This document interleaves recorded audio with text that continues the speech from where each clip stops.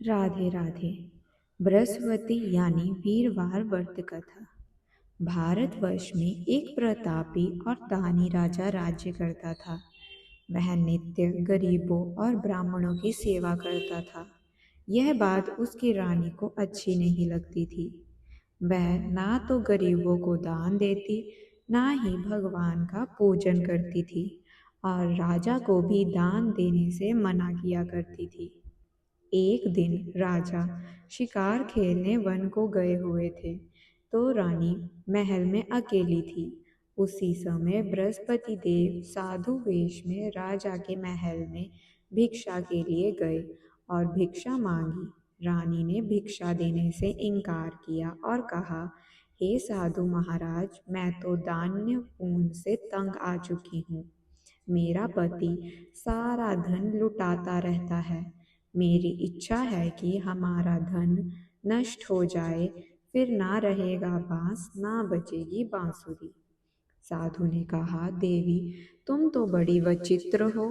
धन संतान तो सभी चाहते हैं। पुत्र और लक्ष्मी तो पापी के घर भी होनी चाहिए। यदि तुम्हारे पास अधिक धन है तो भूखों को भोजन दो, प्यासों के लिए पाँव बनवाओ, मुसाफिरों के लिए धर्मशालाएं खुलवाओ। जो निर्धन अपनी कुंवारी कन्याओं का विवाह नहीं कर सकते, उनका विवाह करा दो। ऐसी और काम जिसके करने से तुम्हारा यश लोक और परलोक में फैलेगा। परंतु रानी पर उपदेश का कोई प्रभाव नहीं पड़ा। वह बोली, महाराज, आप मुझे कुछ ना समझाइए। मैं ऐसा धन नहीं चाहती जो हर जगह बांटती फिरूं। साधु ने उत्तर दिया, यदि तुम्हारी ऐसी इच्छा है तो तथास्तु। तुम ऐसा करना कि बृहस्पतिवार को घर लीपकर पीली मिट्टी से अपना सिर धोकर स्नान करना, भट्टी चढ़ाकर कपड़े धोना। ऐसा करने से आपका सारा धन नष्ट हो जाएगा। इतना कहकर वह साधु महाराज वहां से आलोप हो गए। साधु के अनुसार कई बातों को पूरा करते हुए रानी को केवल 3 सप्ताह ही बीते थे कि उसकी समस्त धन संपत्ति नष्ट हो गई। भोजन के लिए राजा का परिवार तरसने लगा। तब एक दिन राजा ने रानी से बोला कि हे रानी, तुम यही रहो। मैं दूसरे देश में जाता हूँ क्योंकि यहाँ पर सभी लोग मुझे जानते हैं, इसलिए मैं कोई छोटा कार्य नहीं कर सकता। ऐसा कहकर राजा परदेश चला गया। वहां वह जंगल से लकड़ी काट कर लाता और शहर में बेचता। इस तरह वह अपना सारा जीवन व्यतीत करने लगा।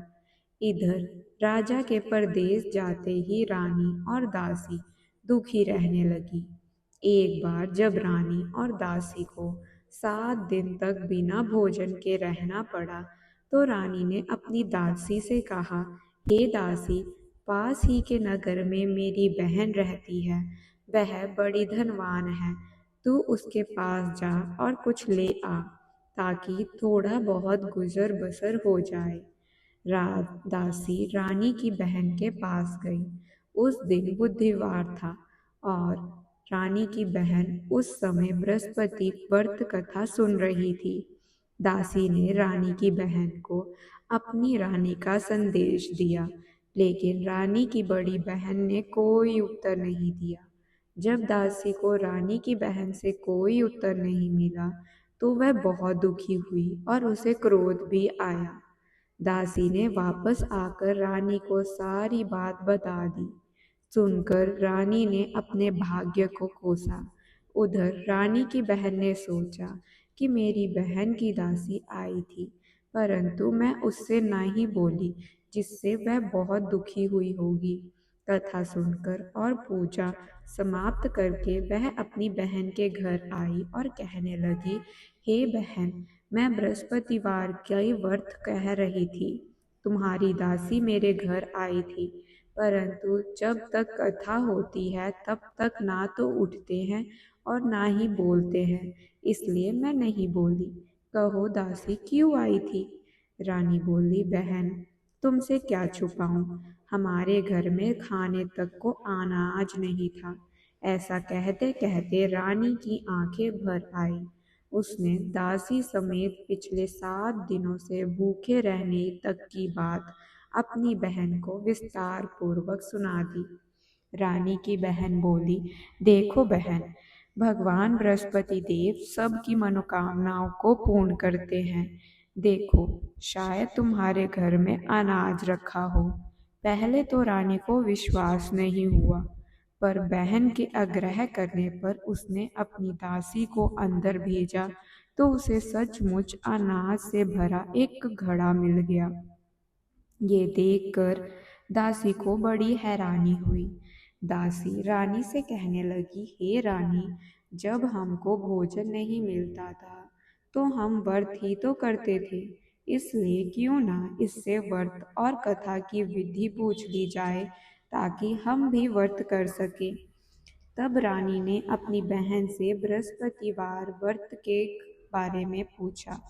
उसकी बहन ने बतलाया, बृहस्पतिवार की व्रत में चने की दाल और मुनक्का से विष्णु भगवान का केले की जड़ में पूजन करें तथा दीपक जलाएं, व्रत कथा सुने और पीला भोजन ही करें।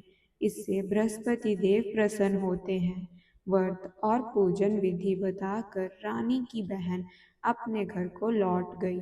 7 दिन के बाद जब गुरुवार आया तो रानी और दासी ने व्रत रखा। घुड़साल में जाकर चना और गुड़ लेकर आई। फिर इससे केले की जड़ तथा विष्णु भगवान का पूजन किया। अब पीला भोजन कहाँ से आए, इस बात को लेकर दोनों बहुत दुखी थी। चूंकि उन्होंने व्रत रखा था, इसलिए बृहस्पति देव उनसे नाराज थे। इसलिए वह एक साधारण व्यक्ति का रूप धारण कर 2 थालों में सुंदर पीला भोजन दासी को दे गए। भोजन पाकर दासी प्रसन्न हुई और फिर रानी के साथ मिलकर भोजन ग्रहण किया। इसके बाद वह सभी गुरुवार को व्रत और पूजन करने लगी। बृहस्पति भगवान की कृपा से उनके पास फिर से धन संपत्ति आ गई, परंतु रानी फिर से पहले की तरह आलस्य करने लगी। तब दासी बोली, देखो रानी, तुम पहले भी इस प्रकार आलस्य करती थी। तुम्हें धन रखने में कष्ट होता था, इस कारण सभी धन नष्ट हो गया, और अब जब भगवान बृहस्पति की कृपा से धन मिला है तो तुम्हें फिर से आलस्य होता है। रानी को समझाते हुए दासी कहती है कि बड़ी मुसीबतों के बाद हमने यह धन पाया है, इसलिए हमें दान पुण्य करना चाहिए, भूखे मनुष्यों को भोजन कराना चाहिए और धन को शुभ खर्चों में कार्यों में खर्च करना चाहिए, जिससे तुम्हारे कुल का यश बढ़ेगा, स्वर्ग की प्राप्ति होगी और पितृ प्रसन्न होंगे। दासी की बात मानकर रानी अपना धन शुभ कार्यों में खर्च करने लगी, जिससे पूरे नगर में उनका यश फैलने लगा। बृहस्पतिवार व्रत कथा के बाद श्रद्धा के साथ आरती की जानी चाहिए। इसके बाद प्रसाद बांटकर उसे ग्रहण करना चाहिए। एक दिन राजा दुखी होकर जंगल में एक पेड़ के नीचे आसन जमाकर बैठा गया। वह अपनी दशा को याद करके व्याकुल होने लगा। बृहस्पति का दिन था। एकाएक उसने देखा कि निर्जन वन में एक साधु प्रकट हुए। वह साधु वेश में स्वयं बृहस्पति देवता थे। लकड़हारे के सामने आकर बोले, हे लकड़हारे, इस सुनसान जंगल में तू चिंता मगन क्यों बैठा है? लकड़हारे ने दोनों हाथ जोड़कर प्रणाम किया और उत्तर दिया, महाराज जी, आप सब कुछ जानते हैं, मैं क्या कहूँ। यह कहकर रोने लगा और साधु को अपनी आत्मकथा सुनाई। महात्मा जी ने कहा, तुम्हारी स्त्री ने बृहस्पति के दिन बृहस्पति भगवान का निरादर किया था, जिसके कारण रुष्ट होकर उन्होंने तुम्हारी यह दशा कर दी। अब तुम चिंता को दूर करके मेरे कहने पर चलो तो तुम्हारे सब कष्ट दूर हो जाएंगे और भगवान पहले से भी अधिक संपत्ति देंगे। तुम बृहस्पति के दिन कथा किया करो। 2 पैसे के चना मुनक्का लाकर उसका प्रसाद बनाओ और शुद्ध जल से लोटे में शक्कर मिलाकर अमृत तैयार करो। कथा के पश्चात अपने सारे परिवार और सुनने वाले प्रेमियों में अमृत व प्रसाद बांटकर आप भी ग्रहण करो। ऐसा करने से भगवान तुम्हारी सब मनोकामनाएं पूर्ण करेंगे। साधु के ऐसे वचन सुनकर लकड़हारा बोला, हे प्रभु, मुझे लकड़ी बेचकर इतना पैसा नहीं मिलता जिससे भोजन के उपरांत कुछ बचा सकूं। मैंने रात्रि में अपनी स्त्री को व्याकुल देखा है। मेरे पास कुछ भी नहीं है जिससे मैं उसकी खबर मंगा सकूं। साधु ने कहा, हे लकड़हारे, तुम किसी बात की चिंता मत करो। बृहस्पति के दिन तुम रोजाना की तरह लकड़ियां लेकर शहर को जाओ। तुमको रोज से दुगना धन प्राप्त होगा, जिससे तुम भली भांति भोजन कर लोगे तथा बृहस्पति देव की पूजा का सम्मान भी आ जाएगा। इतना कहकर साधु अंतर्ध्यान हो गए। धीरे धीरे समय व्यतीत होने पर फिर वही बृहस्पतिवार का दिन आया। लकड़हारा जंगल में लकड़ी काटकर किसी शहर में बेचने गया। उसे उस दिन और दिन से अधिक पैसा मिला। राजा ने चना गुड़ आदि लाकर गुरुवार का व्रत किया। उस दिन से उसके सभी कलेश दूर हुए। परंतु जब दोबारा बुधवार का दिन आया तो बृहस्पतिवार का व्रत करना भूल गया। इस कारण बृहस्पति भगवान नाराज हो गए। उस दिन उस नगर के राजा ने विशाल यज्ञ का आयोजन किया था तथा शहर में यह घोषणा करा दी थी कि कोई भी मनुष्य अपने घर में भोजन ना बनावे, न आग जलावे। समस्त जनता मेरे यहाँ भोजन करने आवे।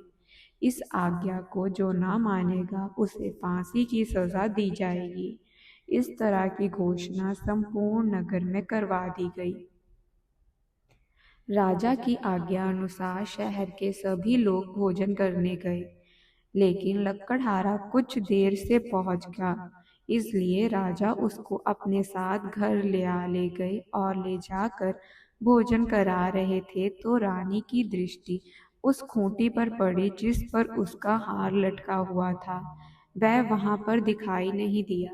रानी ने निश्चय किया कि मेरा हार इस मनुष्य ने चुरा दिया है।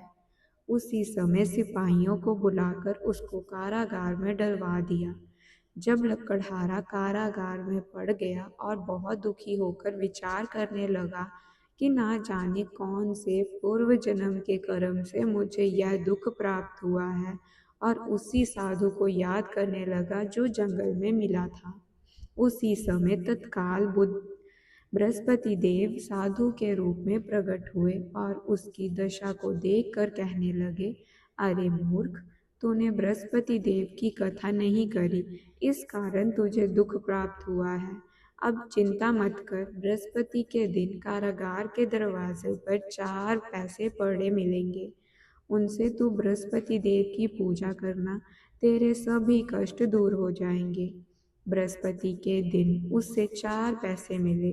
लकड़हारे ने कथा करी। उसी रात्रि को बृहस्पति देव ने उस नगर के राजा को स्वप्न में कहा, हे राजा, तुमने जिस आदमी को कारागार में बंद कर रखा है वह निर्दोष है, वह राजा है, उसे छोड़ देना। रानी का हार उसी खूंटी पर लटका है।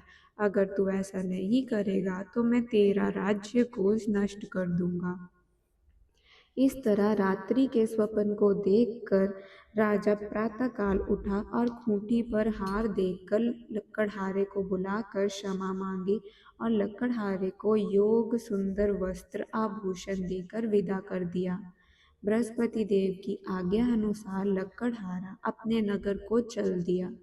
राजा जब अपने नगर के निकट पहुंचा तो उसे बड़ा आश्चर्य हुआ। नगर में पहले से अधिक बाग, तालाब, कुएं तथा बहुत सी धर्मशाला, मंदिर आदि बन गई हैं। राजा ने पूछा, यह किसका बाग है और धर्मशाला है? तब नगर के सब लोग कहने लगे, यह सब रानी और बादी के हैं। तो राजा को आश्चर्य हुआ और गुस्सा भी आया। जब रानी ने यह खबर सुनी कि राजा आ रहे हैं तो उसने बादी से कहा, हे दासी, देख, राजा हमको कितनी बुरी हालत में छोड़ गए थे। हमारी ऐसी हालत देखकर वह लौट ना जाए, इसलिए तू दरवाजे पे खड़ी हो जा। आज्ञा अनुसार दासी दरवाजे पर खड़ी हो गई। राजा आए तो उन्होंने अपने साथ ले आई। तब राजा ने क्रोध कर कर अपनी रानी से पूछा कि यह धन तुम्हें कैसे प्राप्त हुआ। तब उन्होंने कहा कि हमें यह सब धन बृहस्पति देव के इस व्रत के प्रभाव से प्राप्त हुआ है। राजा ने निश्चय किया कि 7 रोज बाद जो सभी बृहस्पति देव का पूजन करते हैं, परंतु मैं प्रतिदिन दिन में 3 बार कहानी तथा रोज व्रत किया करूँगा। अब हर समय राजा के दुपट्टे में चने की दाल बंधी रहती तथा दिन में 3 बार कहानी कहता। एक रोज राजा ने विचार किया कि चलो अपनी बहन के यहाँ हो आऊं। इस तरह निश्चय कर राजा घोड़ी पर सवार हो अपनी बहन के यहाँ को चला गया। मार्ग में उसने देखा कि कुछ आदमी एक मुर्दे को लिए जा रहे थे। उन्हें रोक कर राजा कहने लगा, अरे भाइयों, मेरी बृहस्पति देव की कथा सुन लो। वह बोले, लो, हमारा तो आदमी मर गया है, इसको अपनी कथा की पड़ी है। परंतु कुछ आदमी बोले, अच्छा कहो, हम तुम्हारी कथा भी सुनेंगे। राजा ने दाल निकाली और जब कथा आधी हुई थी कि मुर्दा हिलने लग गया, और जब कथा समाप्त हो गई तो राजा राम राम करके मनुष्य उठकर खड़ा हो गया। आगे मार्ग में उसे एक किसान खेत में हल चलाता मिला। राजा ने उसे देखा और उससे बोला, अरे भैया, तुम मेरी बृहस्पतिवार की कथा सुन लो। किसान बोला, जब तक मैं तेरी कथा सुनूंगा तब तक 4 हरिया जोत लूंगा। जा अपनी कथा किसी और को सुनाना। इस तरह राजा आगे चलने लगा। राजा के हटते ही बैल पिछड़ कर खाकर गिर गया तथा किसान के पेट में बड़ी जोर का दर्द होने लगा। उस समय उसकी माँ रोटी लेकर आई। उसने जब यह देखा तो अपने पुत्र से सब हाल पूछा और बेटे ने सभी हाल कह दिया तो बुढ़िया दौड़ी दौड़ी उस घोड़सवार के पास गई और उससे बोली, मैं तेरी कथा सुनूंगी, तू अपनी कथा मेरे खेत पर चलकर ही कहना। राजा ने बुढ़िया के खेत पर जाकर कथा कही, जिसके सुनते ही वह बैल उठ खड़ गए और किसान के पेट का दर्द भी बंद हो गया। राजा अपनी बहन के घर पहुंचा। बहन ने भाई की खूब मेहमानी की। दूसरे रोज प्रातःकाल राजा जागा तो वह देखने लगा कि सब लोग भोजन कर रहे हैं। राजा ने अपनी बहन से कहा, ऐसा कोई मनुष्य है जिसने भोजन ना किया हो? मेरी बृहस्पतिवार की कथा सुन ले। बहन बोली, हे भैया, यह देश ऐसा ही है कि पहले यहाँ लोग भोजन करते हैं, बाद में अन्य काम करते हैं। अगर कोई पड़ोस में हो तो देखाऊं। वह ऐसा कहकर देखने चली गई, परंतु उसे ऐसा कोई व्यक्ति नहीं मिला जिसने भोजन ना किया हो। अंत वहां एक कुम्हार के घर गई, जिसका लड़का बीमार था। उसे मालूम हुआ कि उसके यहाँ 3 रोज से किसी ने भोजन नहीं किया। रानी ने भाई की कथा सुनने के लिए कुम्हार से कहा तो वह तैयार हो गया। राजा ने जाकर बृहस्पतिवार की कथा कही, जिसे सुनकर उसका लड़का ठीक हो गया। अब तो राजा की प्रशंसा होने लगी। एक रोज राजा ने अपनी बहन से कहा कि हे बहन, हम अपने घर को जाएंगे, तुम भी तैयार हो जाओ। राजा की बहन ने अपनी सास से कहा। सास ने कहा कि हाँ, चली जा, परंतु अपने लड़कों को मत लेकर जाना, क्योंकि तेरे भाई की कोई औलाद नहीं। बहन ने अपने भैया से कहा, हे भैया, मैं तो चलूंगी पर कोई बालक नहीं जाएगा। राजा बोला, जब कोई बालक नहीं चलेगा तब तुम ही क्या करोगी? बड़े दुखी मन से राजा अपने नगर को लौट आया। राजा ने अपनी रानी से कहा, हम निर्वंशी हैं, हमारा मुख देखने का धर्म नहीं है और कुछ भोजन आदि नहीं किया। रानी बोली, हे प्रभु, बृहस्पति देव ने हमें सब कुछ दिया, वह हमें औलाद अवश्य देंगे। उसी रात को बृहस्पति देव ने राजा से सपन में कहा, हे राजा, उठ, सभी सोच त्याग दे, तेरी रानी गर्भ से है। राजा की यह बात सुनकर बड़ी खुशी हुई। 9वें महीने में उसके गर्भ से एक सुंदर पुत्र उत्पन्न हुआ। तब राजा बोला, हे रानी, स्त्री बिना भोजन के रह सकती है, पर बिना कहे नहीं रह सकती। जब मेरी बहन आवे तो उससे कुछ मत कहना। रानी ने सुनकर हाँ कर दिया। जब राजा की बहन ने यह शुभ समाचार सुना तो वह बहुत खुश हुई तथा बधाई लेकर अपने भाई के यहाँ आई। तभी रानी ने कहा, घोड़ा चढ़कर तो नहीं आई, गधा चढ़ आई है। राजा की बहन बोली, भाभी, मैं इस प्रकार नहीं कहती तो तुम्हें औलाद कैसे मिलती। बृहस्पति देव ऐसे ही हैं, जैसी जिसके मन की कामना है सभी को पूर्ण करते हैं। जो सद्भावना पूर्वक बृहस्पतिवार का व्रत करता है एवं कथा पढ़ता है अथवा सुनता है, दूसरे को सुनाता है, बृहस्पति देव उसकी सभी मनोकामनाएं पूर्ण करते हैं। भगवान बृहस्पति देव उसकी रक्षा करते हैं। संसार में जो मनुष्य सद्भावना से भगवान जी का पूजन व्रत सच्चे हृदय से करता है तो उसकी सभी मनोकामनाएं पूर्ण होती हैं। जैसी सच्ची भावना से रानी और राजा ने उसकी कथा का गुणगान किया तो उनकी सभी इच्छाएं बृहस्पति देव जी ने पूर्ण की थी। इसलिए पूर्व कथा सुनने के बाद प्रसाद लेकर जाना चाहिए। हृदय से उनका मनन करते हुए जयकारा लगाकर बोलना चाहिए, बोलो बृहस्पति देव की जय, भगवान विष्णु की जय। राधे राधे।